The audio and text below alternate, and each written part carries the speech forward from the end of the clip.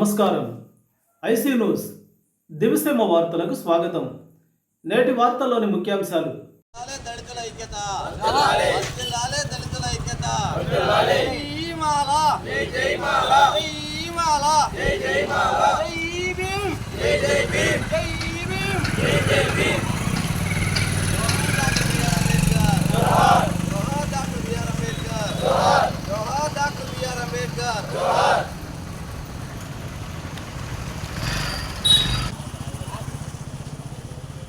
SC సోదరులారా,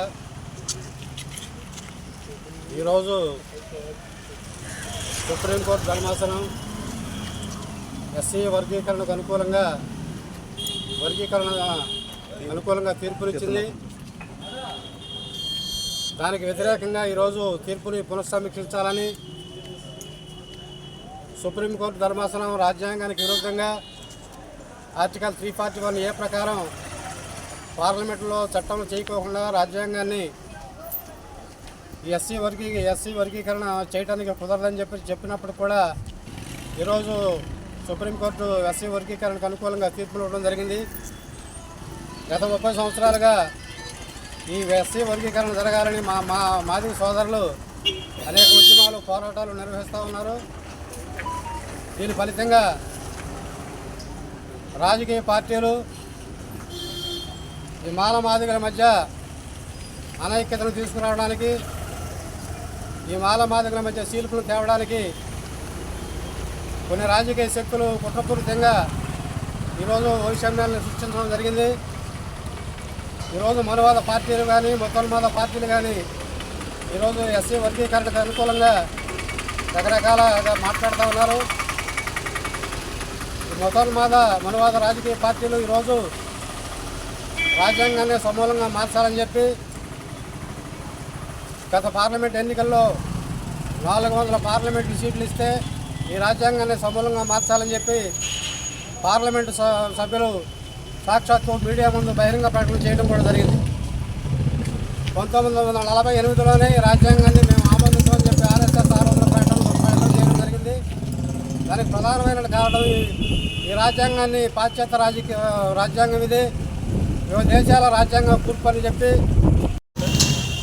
ఈరోజు భారతదేశ బంధుగా ఎస్సీ మాలలందరూ కూడా ఏకమయ్యి ప్రతి రాష్ట్రాల్లో, ప్రతి జిల్లాలో, ప్రతి మండలాల్లో ఈ బంద్ని ఎంతో విజయవంతం చేసి ఉన్నారు. దానిలో భాగంగానే కృష్ణా జిల్లా నియోజకవర్గం కోడూరు మండలంలో ఉన్న 13 పంచాయతీలో ఉన్న మాలలందరూ కలిసి ఈరోజు ఈ ఉద్యమం చేయడం జరిగిందండి.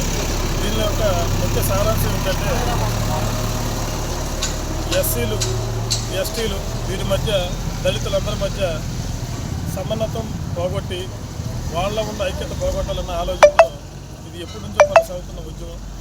దీనికి మన నాయకుడు, మహానీయుడు, రాజ్యాంగ నిర్మాత డాక్టర్ బాబా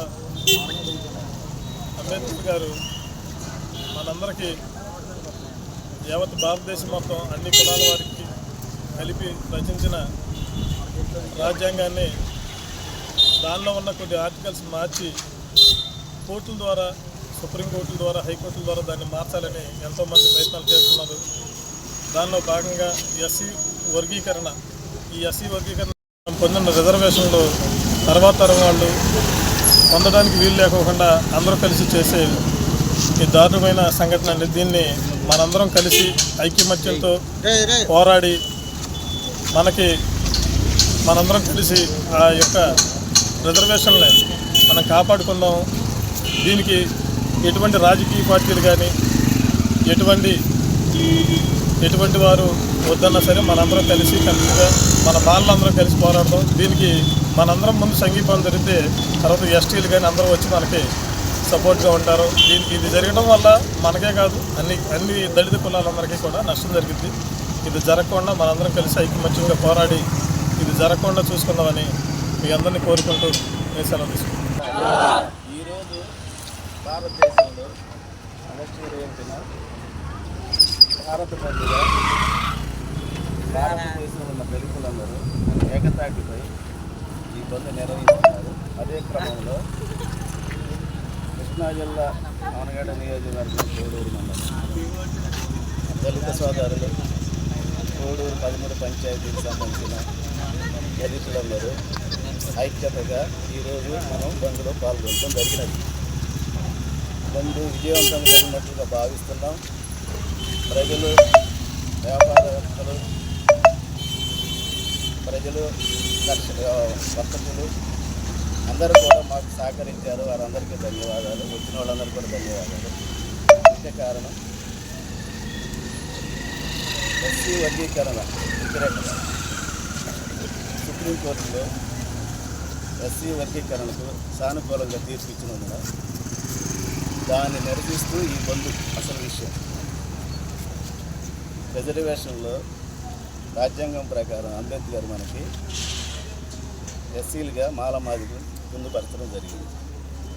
దానికి వాళ్ళు భావించింది ఏంటంటే ఎక్కువ వీళ్ళే పొందుతున్నారు రాజ్యాంగ ఫలాలు, మాకు తక్కువ పొందుతున్నాయి అని ఒక వర్గ పోరాటం ద్వారా దీన్ని సుప్రీంకోర్టు వరకు తీసుకెళ్ళి పోరాటాలు చేసి విడదీయాలనే ప్రయత్నంలోనే భాగం.